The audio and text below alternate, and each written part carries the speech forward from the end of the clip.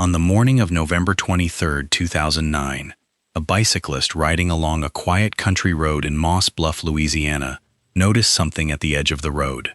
It was the body of a young woman. She had been left there, beside John Kuntz Road, and she had been killed by blunt force trauma to the head. She would be identified as Sierra Bouzigard, 19 years old, a local young woman from Calcasieu Parish, and whoever killed her had done one thing that would, eventually, undo him. He had left his own DNA behind. Sierra had fought. There was DNA recovered from beneath her fingernails, the genetic material of the man she'd struggled against. And nearby, at the scene, investigators found a discarded candy wrapper, and the DNA on that wrapper matched the DNA under her nails. Two different pieces of evidence, the same unknown man. Investigators had his exact genetic code, in duplicate, from almost the very first day of the case. What they did not have was a name to attach it to. They ran the DNA through CODIS, the National Criminal Database, and it matched no one. And so the case went cold. But it went cold carrying something with it, a working assumption, formed early, that would quietly steer the entire investigation for years. Based on the leads they had about the last hours of Sierra's life and who she'd been seen with, detectives came to believe they were looking for a Hispanic man. That belief shaped the hunt. And for nearly 6 years, that is the direction they searched. If cases like this one are why you're here, the ones where the science doesn't just find the answer, but overturns everything everyone thought they knew, subscribe to Decades Cold and tell us in the comments where in the world you're watching from. This is exactly what we do here. And then, in 2015, investigators tried something that almost no law enforcement agency in the country had used yet. They sent the killer's DNA to a company that could do something that sounds like science fiction. Read from the DNA itself, the genes that determine physical appearance, eye color, hair color, skin tone, freckles, the shape of the face, ancestry, and build a composite image of what the person likely looked like. A mugshot drawn from genetic code alone of a man no one had ever seen. And when that image came back, it stopped the investigation in its tracks. Because the DNA said the killer was a man of Northern European descent, pale skin, freckles, light eyes. It flatly contradicted the assumption they'd been working under for 6 years. As the sheriff himself would put it, they had to step back and admit that all that time, they hadn't even been looking in the right direction. This is the story of Sierra Bouzigard and the technology that drew a stranger's face out of his own DNA and revealed that for years, they'd been hunting the wrong man entirely. Sierra Gail Bouzigard was 19 years old. She was born in 1990 in New Orleans, and she spent most of her life in the Lake Charles and Moss Bluff area of Calcasieu Parish in southwest Louisiana. And I want to introduce her the way her family remembered her, because in cases like this, it's easy for a young woman to be reduced to the circumstances of her death, and Sierra was much more than that. Her family described her as fun-loving, spiritual, cheerful, a beautiful person who loved simple, ordinary joys. She liked to shop, to fish, to water ski. She liked going to the movies and to the beach. She was, in other words, a real 19-year-old, with a personality and interests and people who loved her. Her mother, Dana, spoke openly, years later, about the fact that Sierra had had a difficult childhood, and about a mother's ache over the ways she wished she'd been able to be there more. That's a very human, very honest kind of grief. Not a polished eulogy, but the real, complicated love of a parent for a child whose life was hard and short. Now, I'll tell you plainly that Sierra's life, at 19, had led her into some difficult and vulnerable circumstances. The sheriff, in announcing the case, referred to her as having lived what he called a high-risk lifestyle.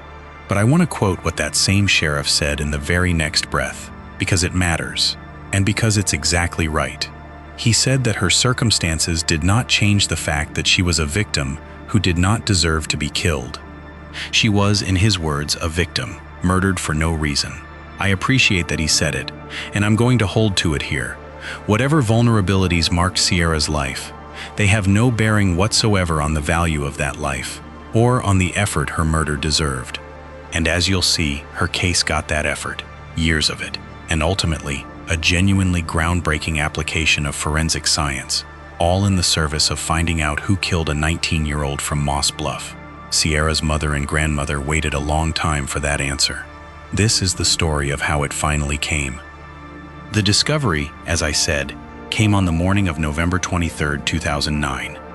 A bicyclist traveling along John Kuntz Road in the Moss Bluff area spotted Sierra's body a short distance from the roadway. She had not been there long. Investigators estimated that her body had likely been at that location for less than 24 hours, which meant that the crime and the disposal of her body were recent, fresh, close in time to the discovery. The cause of death was determined to be blunt force trauma to the head. That is the medical fact of how Sierra died, and I'm going to state it once and leave it there, because the details serve nothing. The scene, in its initial appearance, suggested to investigators that the crime may have been sexually motivated.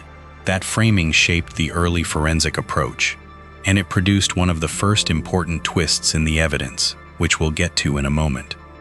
But the core picture was this: a young woman killed by a violent blow to the head, her body left at the side of a rural Louisiana road, discovered by a passing cyclist within a day of her death. For investigators, a roadside body carries specific challenges. It's an outdoor scene, exposed to the elements. There's often no clear indication of where the actual killing took place, as opposed to where the body ended up. And there may be few witnesses, on a quiet country road, to a body being left in the dark.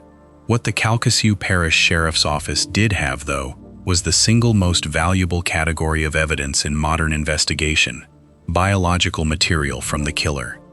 Because even though the initial theory was sexual assault, the evidence that would ultimately matter most came from two small, almost incidental sources. And it captured the killer's DNA not once, but twice. Here's the first twist, and it's an important one, because it shows how the real evidence in a case doesn't always come from where you expect. The scene had suggested a sexual motive.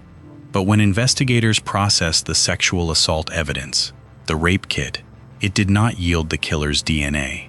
If they had been relying solely on that, the case might have had no genetic evidence at all. But the killer had left himself elsewhere. First, and most tellingly, there was DNA underneath Sierra's fingernails. This is one of the most poignant and powerful kinds of forensic evidence, and we've seen it in other cases on this channel. DNA under a victim's fingernails usually means one thing: she fought. In the struggle for her life, Sierra scratched her attacker, and in doing so she captured his skin cells, his genetic material, beneath her own nails. It's a small, quiet act of resistance that reaches forward across years.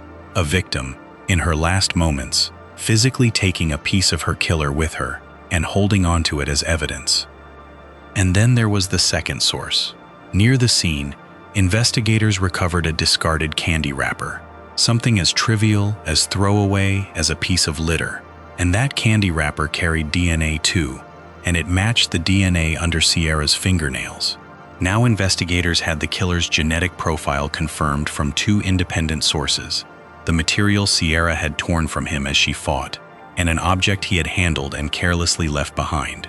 Two pieces of evidence, one man, in complete agreement.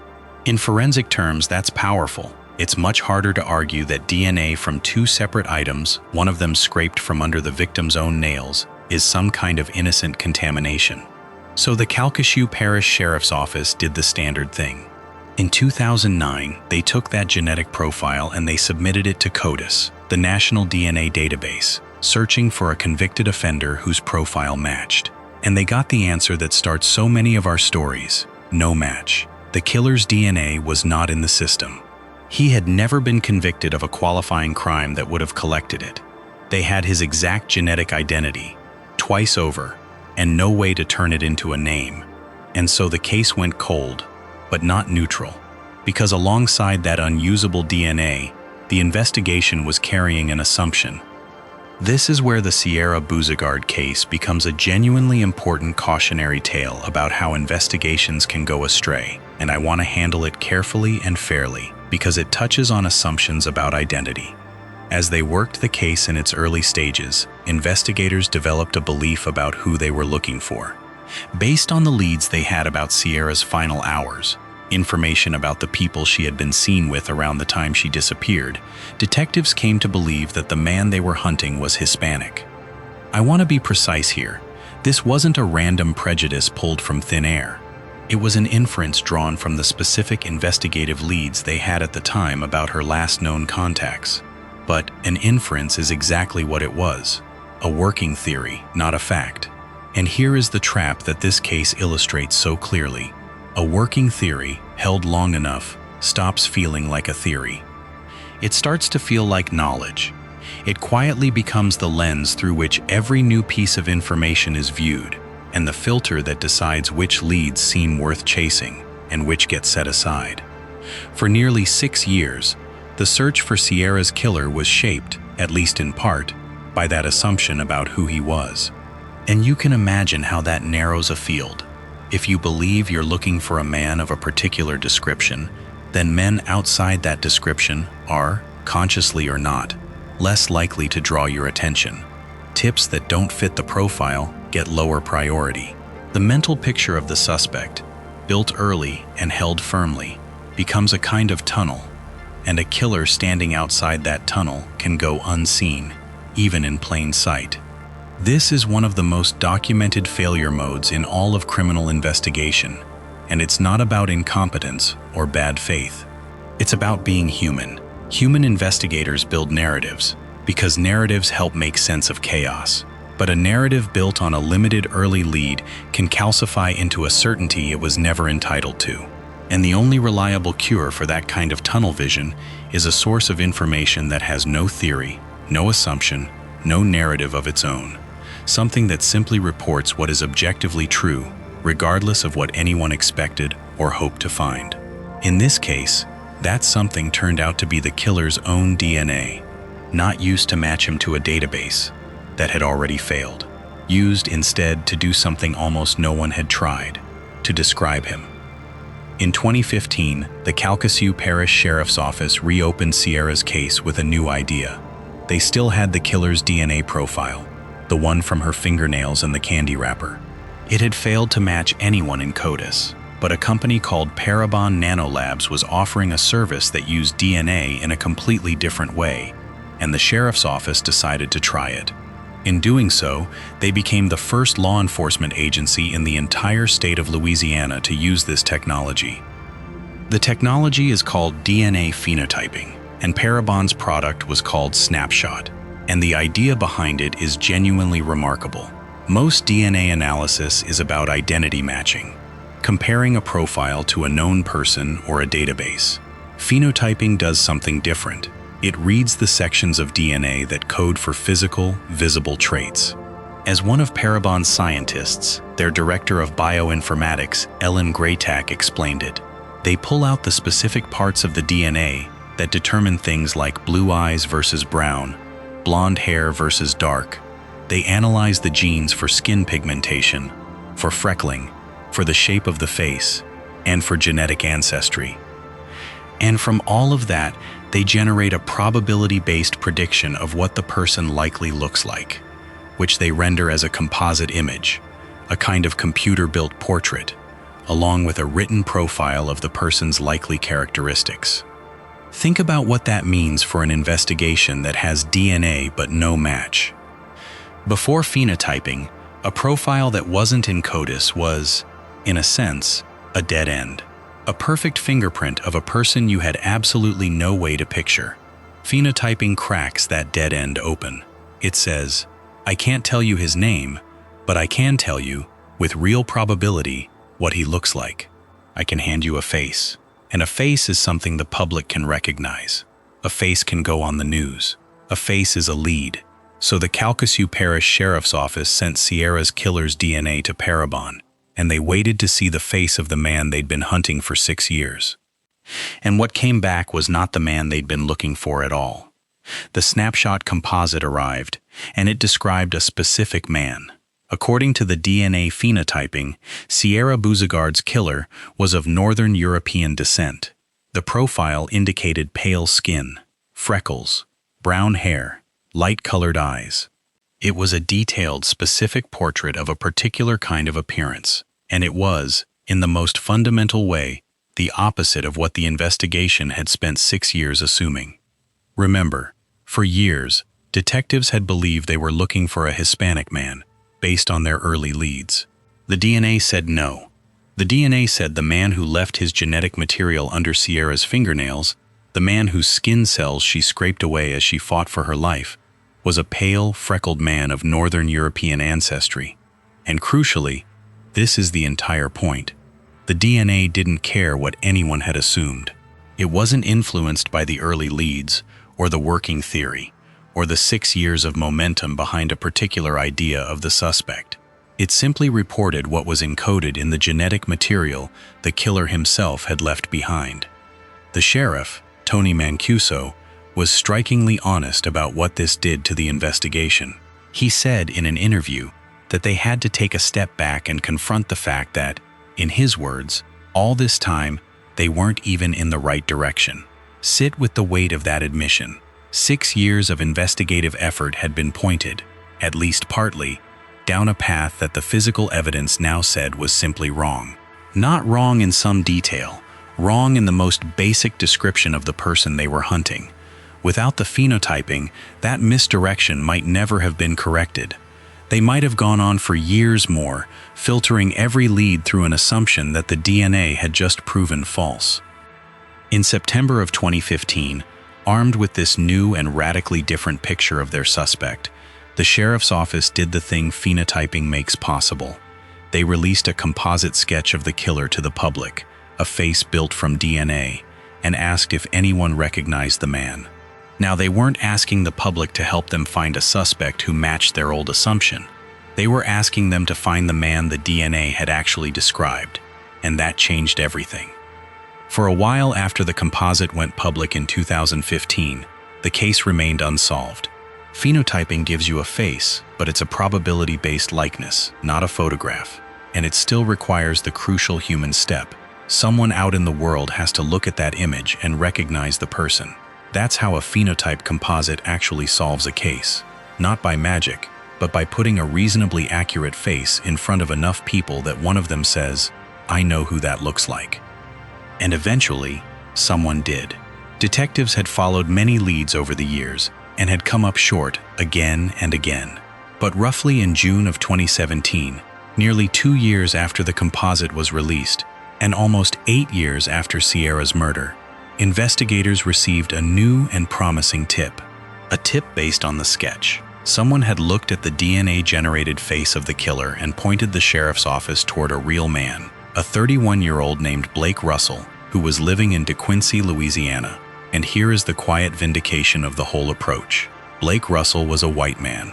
He fit the DNA-generated composite, the pale, freckled Northern European profile the phenotyping had produced. He did not fit the assumption that had guided the case for its first 6 years, which means, in all likelihood, that under the old theory, Blake Russell might never have risen to the top of the suspect list at all.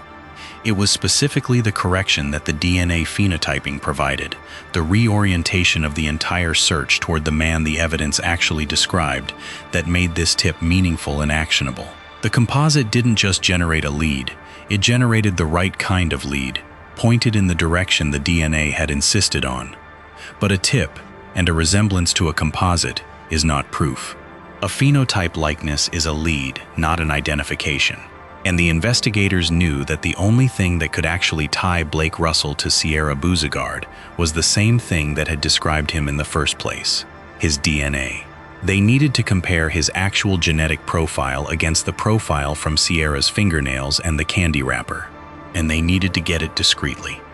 Once the tip pointed them to Blake Russell, detectives began surveilling him, watching him over a period of weeks, waiting for the opportunity that has closed so many modern cold cases. They were waiting for him to discard something carrying his DNA, and eventually, he did. Investigators obtained a DNA sample from an item Russell had thrown away.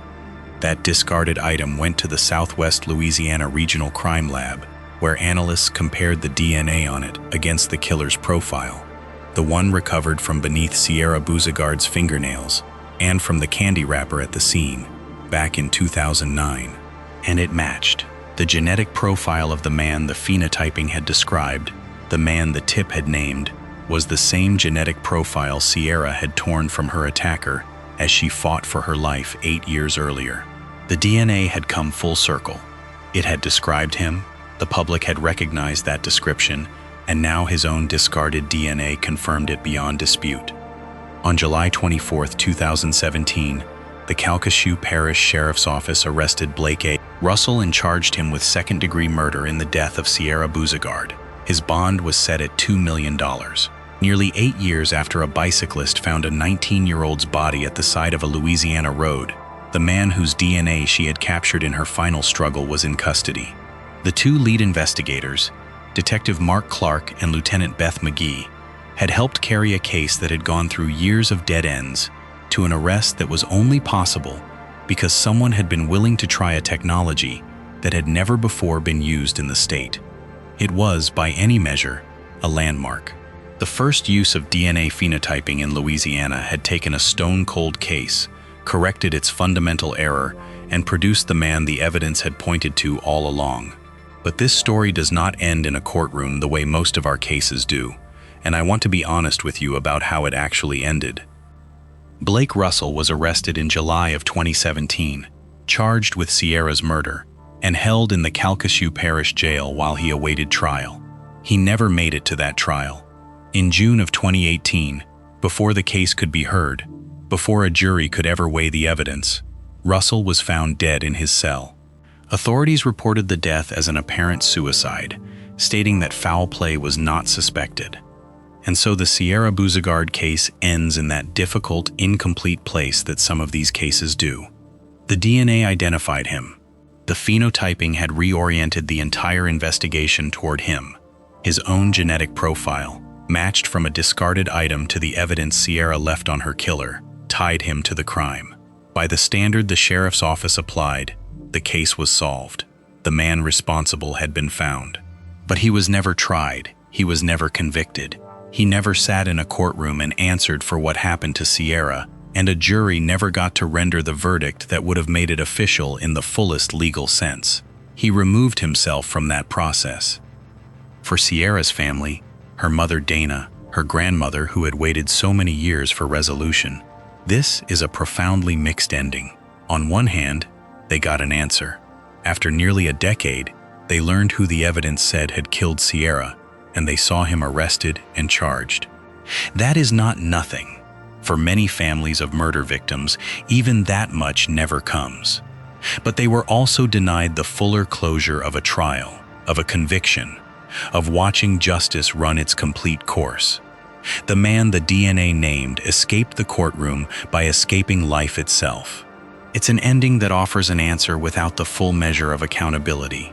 And it's important to sit honestly in that discomfort rather than pretend the case wrapped up in a neat bow. Sierra's family got the truth. They did not get their day in court. Even without a trial, the Sierra Bouzigard case is one of the most instructive we've covered because of what it demonstrates about a specific tool and a specific danger. The tool is DNA phenotyping, and this case is one of the clearest examples of what it uniquely offers. Every other DNA method we discuss on this channel is fundamentally about matching, comparing a profile to a database, or to a family tree, or to a suspect. All of those require that the answer already exists somewhere, in CODIS, in a genealogy database, in a relative spit tube. But sometimes the answer isn't in any of those places yet. Sierra's killer wasn't in CODIS, and in a case like that, phenotyping does something no other method can.